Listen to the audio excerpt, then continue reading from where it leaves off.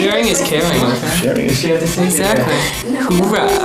But I had to like attack her when she's silent and be your pretty. Yeah. It's Joe. One time there's this kid named Tony, and there's this kid named Jack, and I called him Tony, and it's so embarrassing.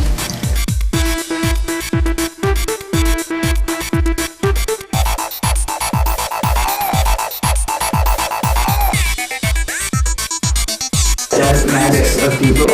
You know how people have that fashion? So I saw them. What we're gonna do is when you put your head against the window, we'll put against the window, so it's kind of like right there. Okay, so I'm done right now. Update your resume for your college submission. You know, because then you need to do essays, sort of writing, and you can verbalize them.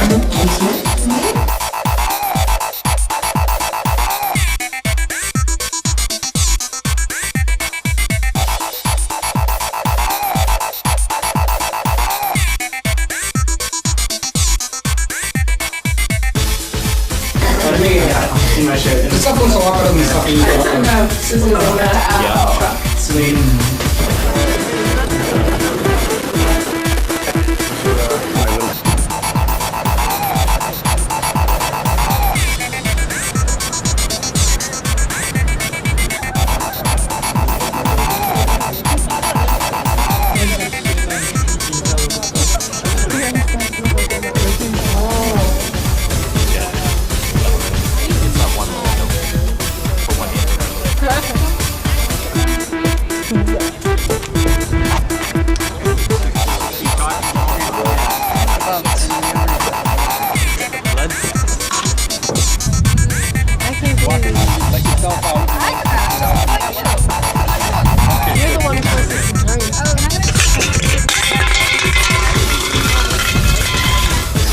Start putting you guys in, ready? I'm gonna start working clean here. That's as far as I go. You've got as much. Why those your good shoes, Scott? That's okay, you can move it in a second. He's just getting... Yeah, go for it. He's just getting his shot. Oh, hi, how are you? Anyway, I should be addressing people with cameras because we're not supposed to be there. So how are you, Scott? I'm good. That's good. That's glad to hear.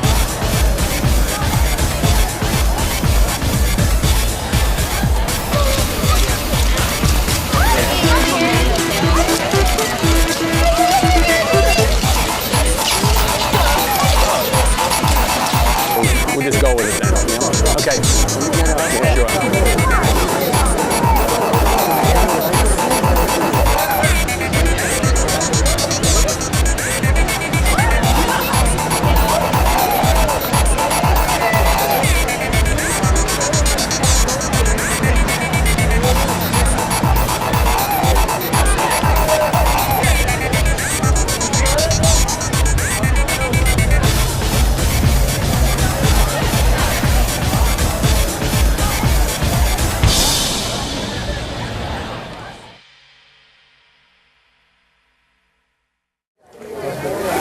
Hello, class of 2007.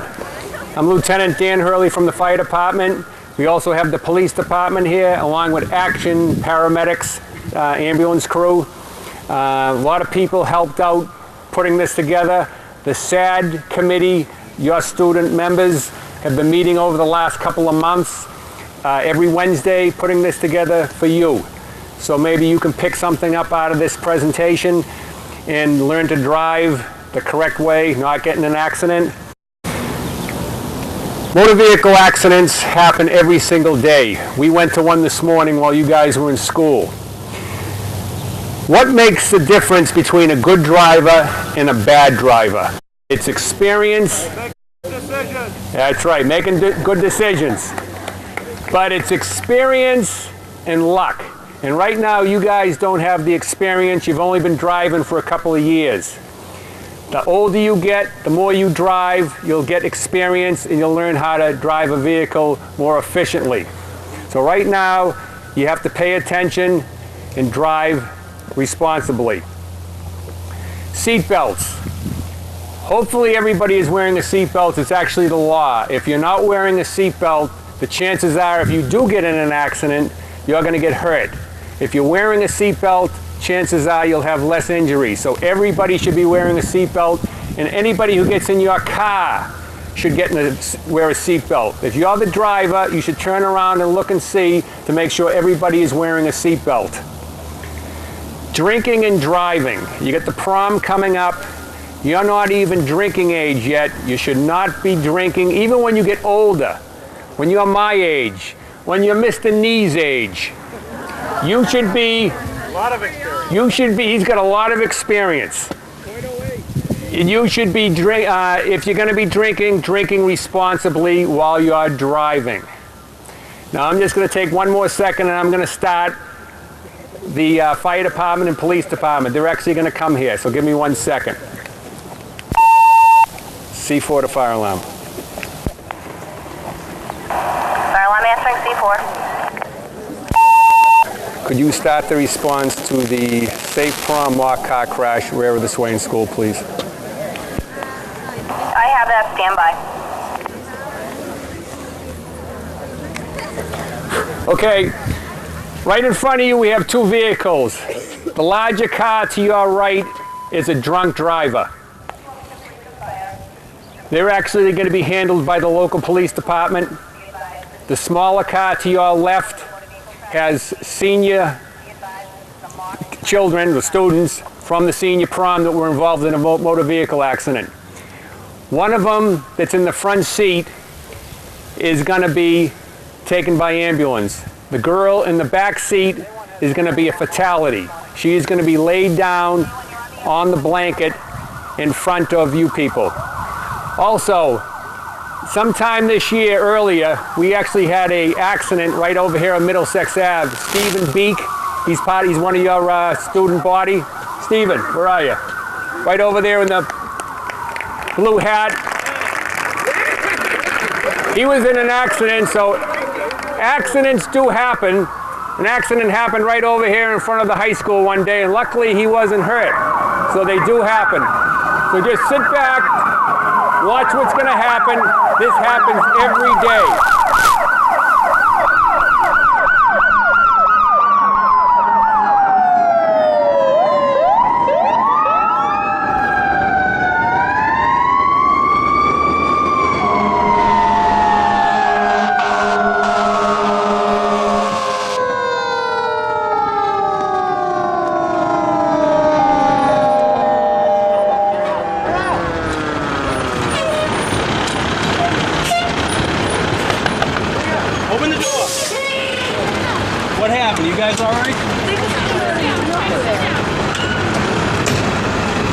Let's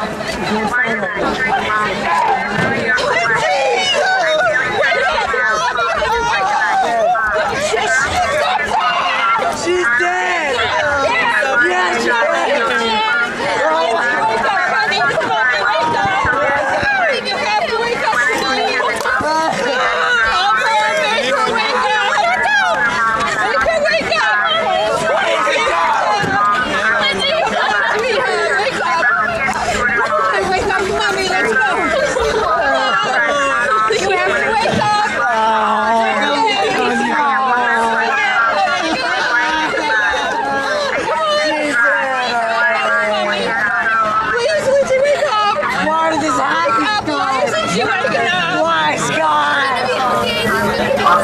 Perry has had conversation with the operators in the crash. He's checking the odor of alcohol tied to the driver. Now taking her aside, he's going to perform some standardized field sobriety tests. These tests are same throughout the country. We're looking for certain clues that will help them determine whether the operator is impaired by either alcohol or drugs.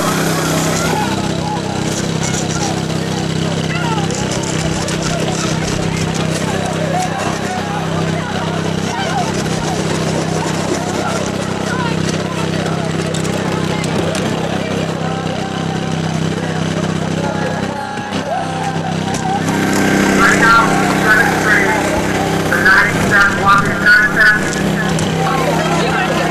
Like I said, he's looking for certain clues that would tell him the driver is impaired.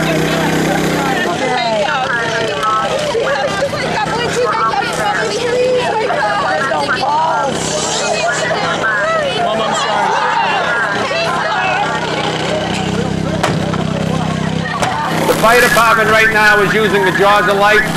They have to open up the door cannot open, and then they're going to peel the roof back so they'll be able to get Andy out and get him into an ambulance and bring him to the hospital because he's injured. So they're using the jaws of life to actually get to the patient.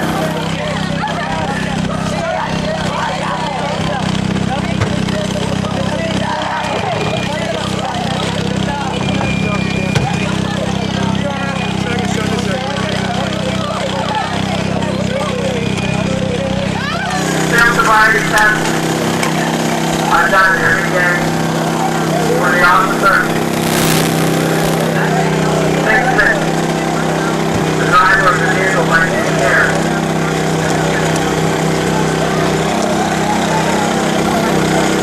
He's now performing, demonstrating and explaining the one-leg scan.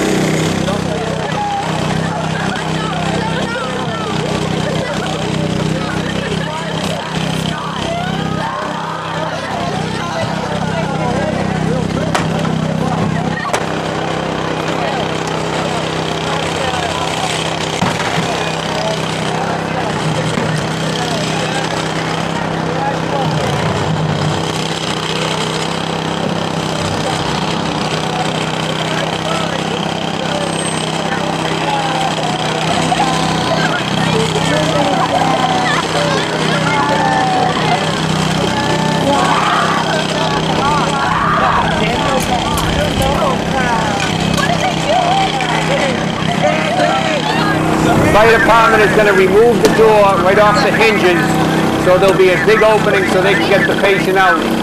So they're going to take the door right off, and then they're going to take the roof off. Right now, based on my observations, I believe that you're under the influence of alcohol and not safely drive a motor vehicle. Officer Perry now has came to the determination that the operator is in fact impaired and is placed under arrest. Then he'll be transported to the station for booking.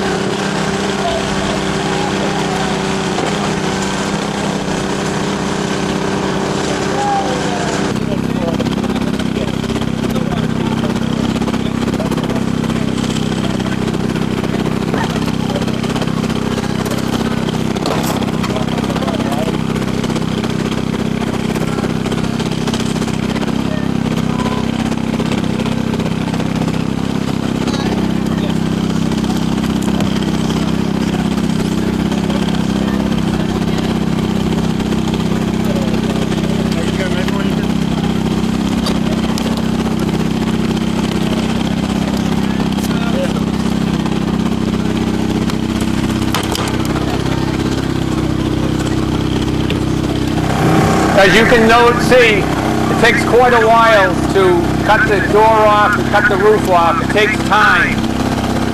And that's how long we have to be at the scene sometimes to try to remove somebody from the vehicle. So it does take a long time. This is just like it would happen if we were out on the highway or in an accident anywhere in Wilmington.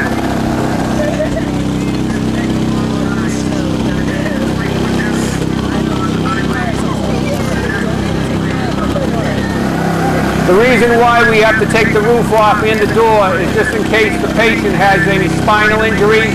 He has a problem with his back. We have to keep his back straight. That's why we need all this room so we can actually get him out.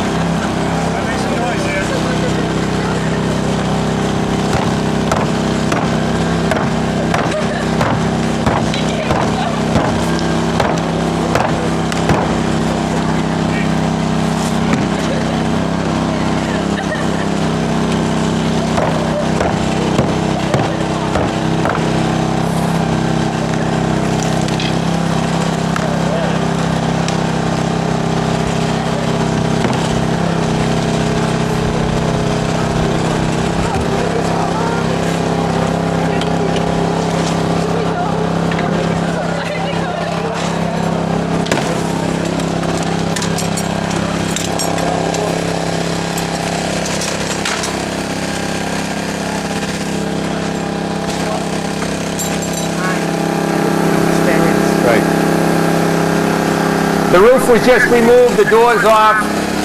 This is actually a mock crash that we actually placed the vehicles here. I placed them strategically so it would be easier for us to do it.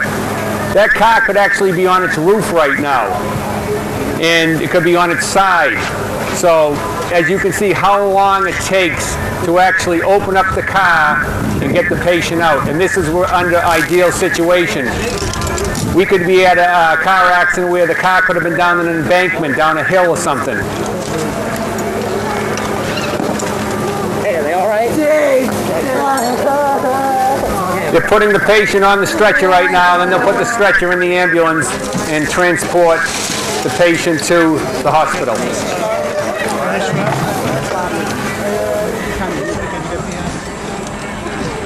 Right on the shoulder, It's all right. It's all right. Just grab it. Just grab it out.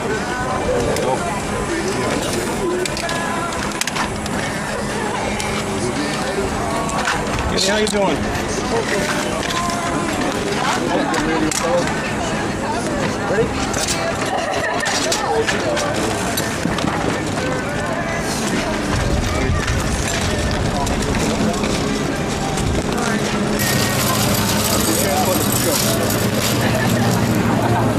Yeah, Brian, you good? Tell him when you're way there.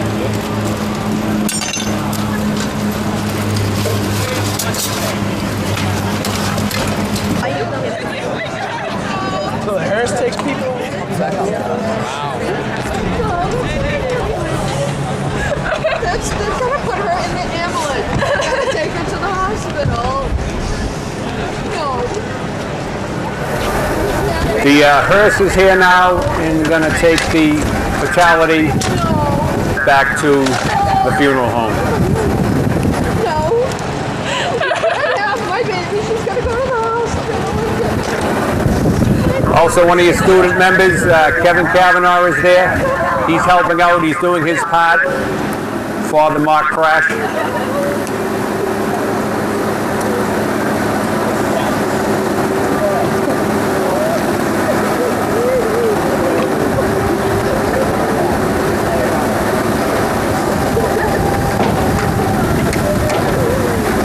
Mrs. Taylor is the mother of the fatality, so you can imagine what she's going through if your mother or father came across an accident scene, if you were involved.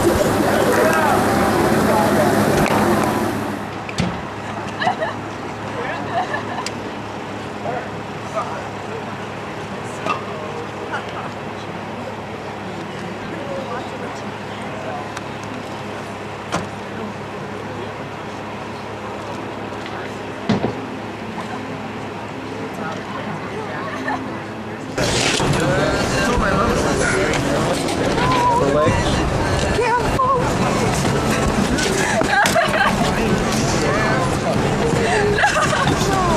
She can't breathe.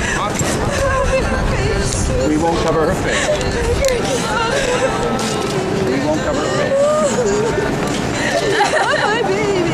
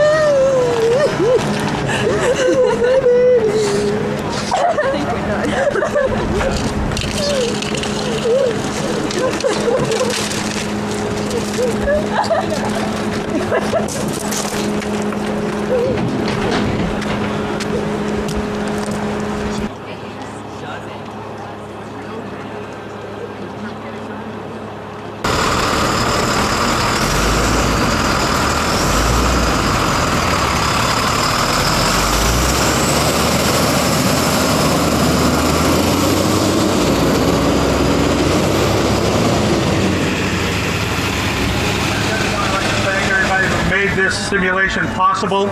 If it weren't for the efforts of many people, it couldn't come to life today. But first, I'd like to thank you for your attentiveness, the serious approach to this real important moment. I'd like to thank the members of SAD for all their organization to time, the advisor of SAD, Mrs. Estrada, Wilmington Police Department for their cooperation and planning, as well as the Wilmington Fire Department. Paramedics from Action Ambulance, A&S Towing, Nichols Funeral Home, WCTV, and Mrs. Taylor. She portrayed the mother. You don't have to look far to see the reality of what we witnessed today. It's in the headlines far too often. At this time of year, as is traditional to celebrate and rejoice in your accomplishments in high schools across the state, your parents, your families, your neighbors, your high school community, and the community at large here in Wilmington, we care an awful lot about you as people. And because of that caring, we host these kinds of events so that you will understand that making good decisions and carrying them through, safe decisions at this time, to create memories that you'll be able to enjoy later on. Make good decisions. Talk to one another. Don't allow the person next to you to make a bad decision. It's okay to say, give me your keys, I'm calling somebody. Ultimately, we want to see you through all the activities and celebrations of the Wilmington High School and this community has to offer, and to see you later on in celebration to rejoice your future goals. I thank you. I hope this made a difference. I know it makes a difference for me every time I see it. Enjoy those activities, create those memories that will be lifelong for you. Thank you for being here and participating. I'd like everybody with their teachers now to move back to the school. Thank you.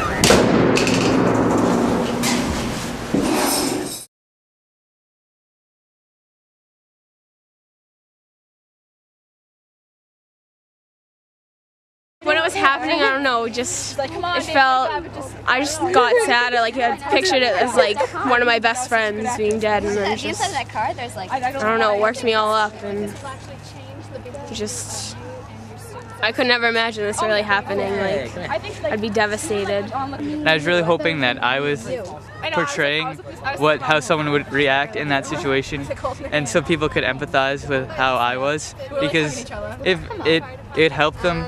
That way we weren't just like crashing a car and it was just like wasting these people's time. I hope that it wasn't a waste of anyone's time. I hope people learn about how to like not make destructive decisions and how their actions can have bad effects like that car getting crashed. I was like standing there and I was actually crying. I was so affected by it. The way Mrs. Taylor was talking to Lindsay, she's like, "Come on, baby, wake up!" It just, I don't know, it just got to me, and that's how I started to cry. I didn't even think I was such a good actress. We're in the group normally because we know that you shouldn't drink and drive. If you drink and drive, you can. But for other people, I think it'll make a difference in some. I mean, we're a pretty small school, so we're close. So if anything like this ever happened, it'd be pretty harsh for us all. It was emotional and realistic. I think like even like the onlookers who are watching over here, I think that definitely affected them. Like, you guys ever get to next? like the applause at the end and everything, and I think the reactions were good. It works. We haven't really ever had something like this ever happen. So yeah, I think it's working. So if we do it every year, we'll just let more people know. Especially when they see it firsthand. Because if you don't experience it, then you don't think about it much. And you don't really care. You'll be like careless and so drink while you if we drive. can just affect some more people, makes some difference. Saving lives and all that.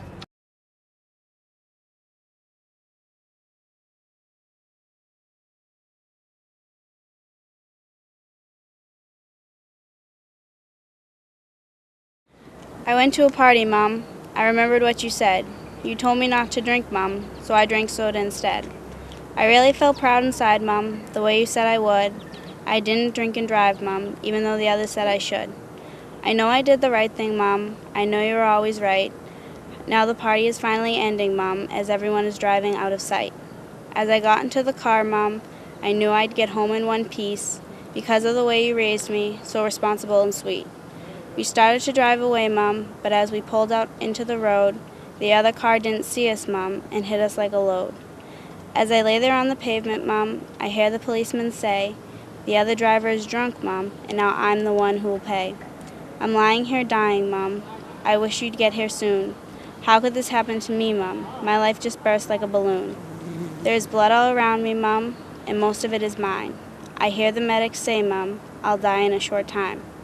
I just wanted to tell you, Mom, I swear I didn't drink. It was the others, Mom. The others didn't think. She was probably at the same party as I. The only difference is she drank and I will die. Why do people drink, Mom? It can ruin your whole life. I'm feeling sharp pains now, pains just like a knife. The girl who hit me is walking, Mom, and I don't think it's fair. I'm lying here dying, and all she can do is stare. Tell my brother not to cry, Mom. Tell Daddy to be brave. And when I go to heaven, Mom, put Daddy's girl on my grave. Someone should have told her, Mom, not to drink and drive. If only they had told her, Mom, I would still be alive. My breath is getting shorter, Mom. I'm becoming very scared. Please don't cry for me, Mom. When I needed you, you were always there. I have one last question, Mom, before I say goodbye. I didn't drink and drive, so why am I the one to die?